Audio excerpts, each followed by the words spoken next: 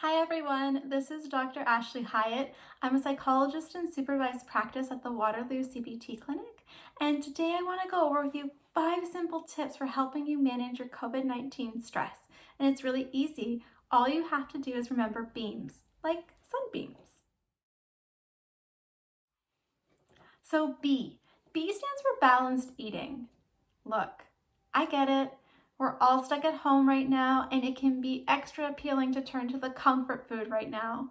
Whether it's the banana bread that you've been baking, and by the way, I still can't find flour at the grocery store, mac and cheese, chips, or some of that leftover Easter candy, these can all be things that are really appealing to turn to, but we want to remember to do so in moderation, okay? Sugar crashes and caffeine jitters are real. So while it can be really tempting to turn to these kinds of foods, if that's all we're eating, it's going to be that much harder for us to manage our stress and our negative emotions. So do future you a favor and eat a vegetable. Additionally, try to eat meals. You remember those, right?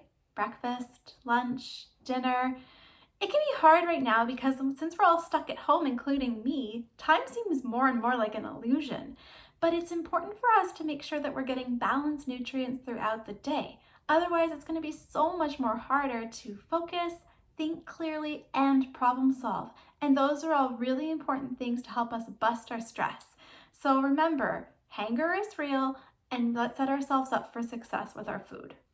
E stands for exercise. This is simple. Get moving. Exercise does double duty to help us bust our stress. First, it makes us feel more accomplished, and maybe it can even help us work towards some of those health goals we set back in January. The second way that this helps us is that it releases endorphins in our brain. And endorphins are really important because they actually help improve our mood. So research also shows that when people are active, that they are getting better sleep at night, they feel more relaxed during the day, and that they just feel better about themselves. So while the gyms might be closed right now, there's lots of things that you can do at home to help you stay fit and stay active and keep moving. The very first one, like try something simple like jumping jacks. You don't even need any equipment to do that. Or maybe it could be as easy as going for a walk around your neighborhood while maintaining that ever important 6 feet of distance to keep everyone safe. Or, turn on some YouTube and find a yoga video. Who knows? You might even find a new activity that you really enjoy. So you don't have to be an athlete or super fit to benefit from exercise. Just aim to work yourself up to 20 minutes of movement every day. A stands for activity scheduling. Keeping a routine can actually go a long ways to helping us reduce our stress.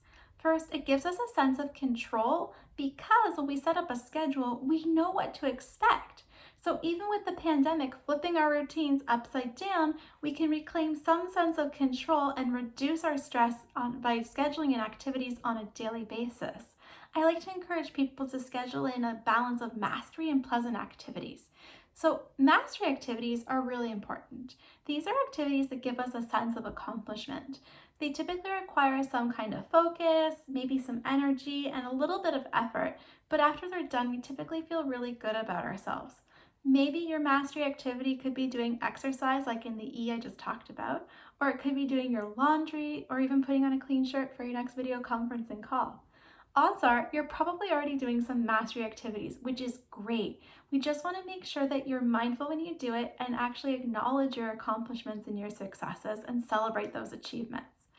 Pleasant activities, on the other hand, are things that we do for fun. They're just relaxing or enjoyable in some way. They're pleasant just for the sake of being pleasant. And this can be really anything and it'll vary for different people. So for some, it might be coloring. For others, it might be taking an extra long hot shower. And for other people, it might be watching your favorite show on Netflix. The important thing to remember here is in your activity scheduling, a balance of mastery and pleasant activities. Because if all we do is mastery activities, we're going to feel pretty burnt out. And if all we do is pleasant activities, we're going to feel lazy and maybe even guilty. So remember, this is all about balance so we feel both accomplished and relaxed. M stands for mindful moments. People who are struggling with stress tend to get caught up in their worries. We tend to worry about the future, so things that haven't happened, things that are beyond our control, things that might not even happen. and things that have happened in the past. But what this really does is it takes us out of the present moment, the here and now. This is actually part of just being mindless, right? We go about and we're not fully engaged or present in any activity that we do.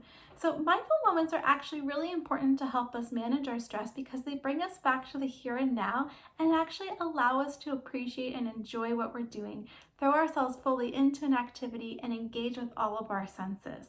So I want to encourage you to plan for some mindful moments throughout your day.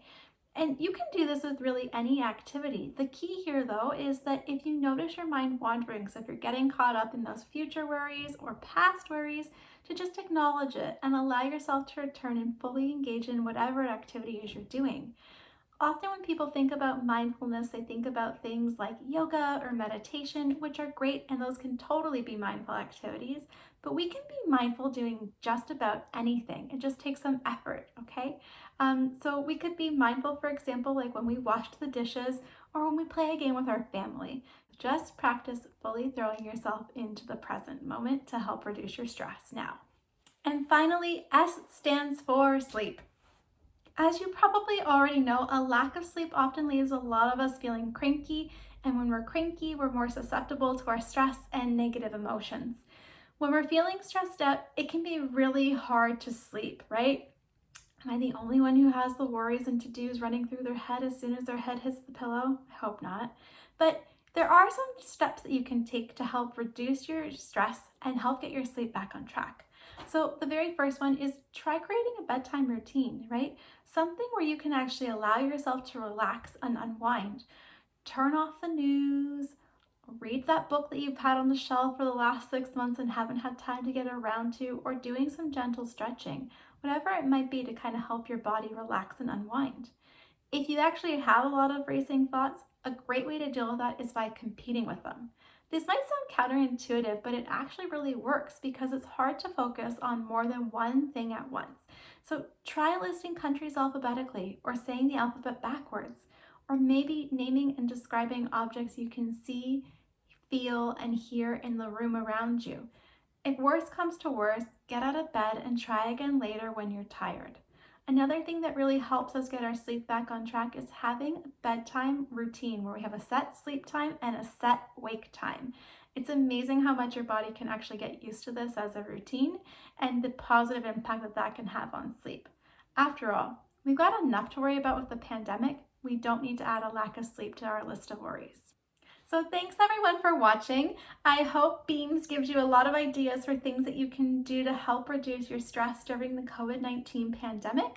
This is part one of a 3-part video series. There's also a video that talks about managing your thoughts and how thoughts can contribute to your stress and how to challenge some of those worries we might be having, as well as a video on how to change our behaviors to help reduce our stress and give you some tips there. So thank you so much for watching. I hope everyone takes care. Be safe.